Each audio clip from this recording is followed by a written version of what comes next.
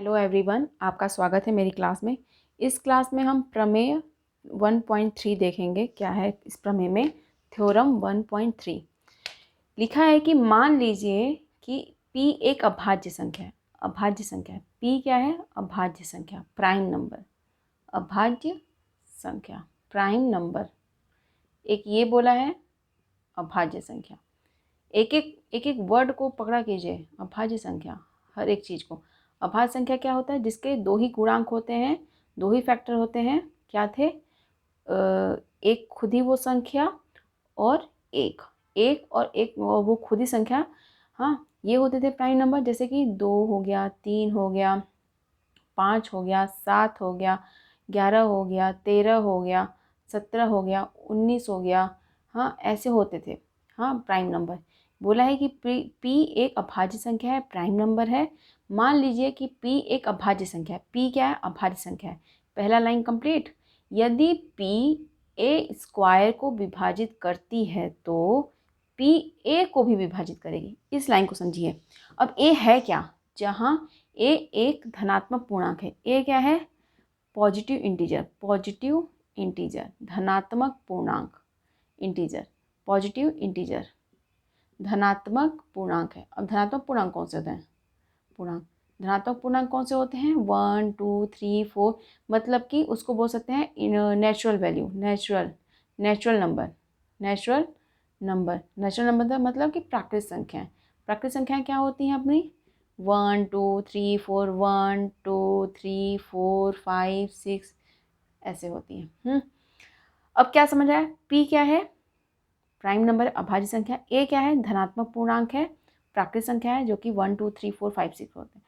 अब बोला क्या है कि अगर ये p a स्क्वायर को विभाजित कर सकता है, अगर p a स्क्वायर को विभाजित कर सकता है तो p a को भी विभाजित करेगा, ये बोल रहा है। मतलब मान लीजिए कोई a स्क्वायर है। हाँ, a क्या है यहाँ पे? 1, 2, 3, 4, 5 कुछ भी होगा, और p यहाँ पे अभाज्य संख्या है। अगर a स्क्वायर में p का भाग देंगे, अगर p a स्क्वायर को विभाजित करती है तो बोल रहा है कि a को भी विभाजित करेगी। हाँ, अगर p a स्क्वायर को विभाजित करती है तो p a को भी विभाजित करेगी। जैसे एग्जाम्पल लेते हैं। एक a का कुछ हो सकता है मान, क्या हो सकता है? 4 का स्क्वायर, और यहाँ पे प्राइम नंबर कुछ भी हो सकता है, p 2, 3, 5, 7। तो मैंने चलो ये 2 ले लिया। ये प्राइम नंबर है, अभाज्य संख्या है। और ये क्या है? ये बोल रहा है कि ये a क्या है? यहाँ पे प्राकृतिक संख्या है या धनात्मक पूर्णांक। इसका स्क्वायर करने पे इसको विभाजित कर सकता है। मतलब 16 2 से भाग जाए। इसको कैसे लिख सकते? 16/2, 2 8 16, पूर्णतः विभाजित हो गया, कंप्लीट डिवाइड हो गया। अगर 4 के स्क्वायर को विभाजित कर सकती है 2, हाँ, अगर 4 के स्क्वायर को विभाजित कर सकती है 2, तो फिर क्या है? एक सेकेंड। फिर क्या है? यही p a को विभाजित करेगी। मतलब कि यही p अगर 4 से, इसी 4 को अगर a का स्क्वायर को विभाजित कर सकती है 2, तो 4 को भी विभाजित कर सकती है 2। 2 दूनी 4 होता है, मतलब कंप्लीट विभाजित है, पूर्णतः विभाजित है। मुझे उम्मीद है कि आप समझ रहे होंगे। एक बार मैं फिर से समझा देती हूँ अच्छे से। देखिए क्या बोल रहा है कि a स्क्वायर को p विभाजित कर सकता है। p a स्क्वायर को विभाजित कर सकता है, तो ये a को, इस संख्या का हमने स्क्वायर लिया, अगर वर्ग लिया तो उसको इस विभाजित कर सकती है, तो वो उस संख्या को भी विभाजित कर सकती है। ये बोल, अगर इसको विभाजित करेगी, यदि if a square is divisible by p, then फिर अतः यदि a स्क्वायर को p विभाजित कर सकती है तो अतः a को भी p विभाजित करेगी। मतलब कि यहाँ पे a का मान कुछ भी रख दी, मैं 6 स्क्वायर रख दी, 6 रख दी, a का मान 6 ले ली, a 6 स्क्वायर कर दिया, और p का मान मैंने क्या दिया? रख दिया 7। हाँ, तो 6 स्क्वायर को 7 विभाजित करिए, क्या देखिए ना, 36। 6 का स्क्वायर मतलब 36/7। 7 नहीं कटेगा ना, ये नहीं विभाजित होगा। अगर ये विभाजित नहीं हो रही है, अगर ये विभाजित नहीं हो रही है तो 6, a का मान 6 है तो 6/7 करूँगी, तो ये 6 विभाजित हो रहा है क्या? 6 को विभाजित करिए के साथ नहीं कर रही है। तो अगर ये प्राइम नंबर, ये अभाज्य संख्या अगर a स्क्वायर को विभाजित करेगी तो इसको भी करेगी।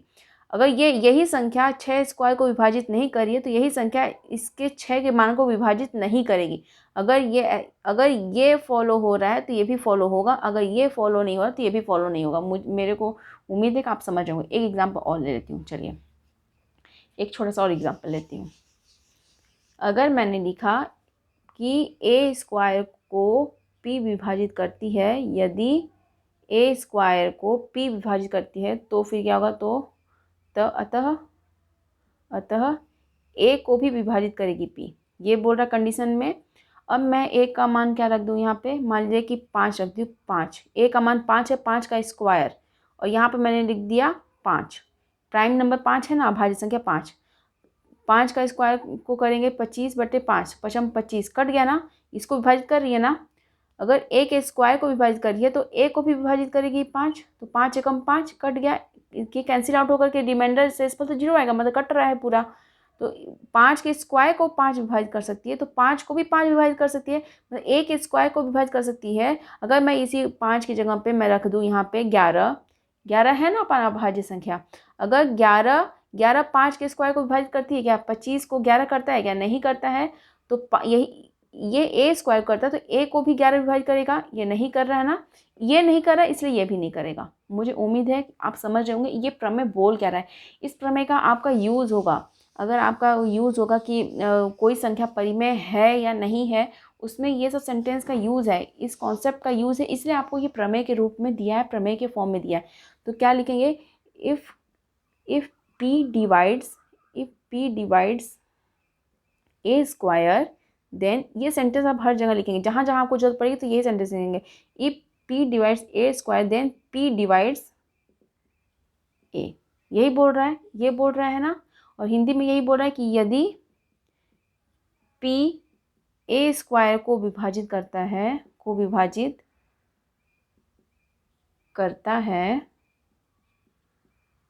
तो p a को भी विभाजित करेगा। मुझे उम्मीद है कि मैंने एग्जाम्पल दिया आपको और आप एग्जाम्पल के थ्रू समझ गए होंगे कि क्या बोल रहा है। आप कुछ भी वैल्यू रख सकते हैं, जैसे कि मैंने ए का मान 1 2 3 4 5 6 7 में से हो सकता है। 7 का स्क्वायर रख दी, ए का मान 7 का स्क्वायर है और नीचे परिमेय संख्या, सॉरी ये प्राइम नंबर लेना, अभाज्य संख्या है, तो मैंने यहाँ पे लिख दिया 17। तो 7 स्क्वायर को 17 तो विभाजित नहीं करता, तो फिर क्या 7 को 17 विभाजित करेगा क्या, नहीं करेगा। मतलब ये अगर नहीं करा तो ये तो फॉलो नहीं होगा। अगर यही फॉलो नहीं हो रहा, यही कंडीशन अपनी सही नहीं हुई तो ये कंडीशन पे हमें सही बोल ही नहीं सकते। अगर ये कंडीशन सही होती, अगर 7 के स्क्वायर रखती और मैं नीचे 7 लिख देती, 7 का 7 से स्क्वायर कट जाएगा ना, 7 7 49 होता है, 7 7 49, 7/7 ये भी कट जा रहा है। अगर ये फॉलो हो रहा है, अगर ये कंडीशन अपनी, ये शर्त सही हो रही है तो ये भी शर्त अपनी सही होगी। मुझे उम्मीद है ये प्रमेय को आप समझे होंगे।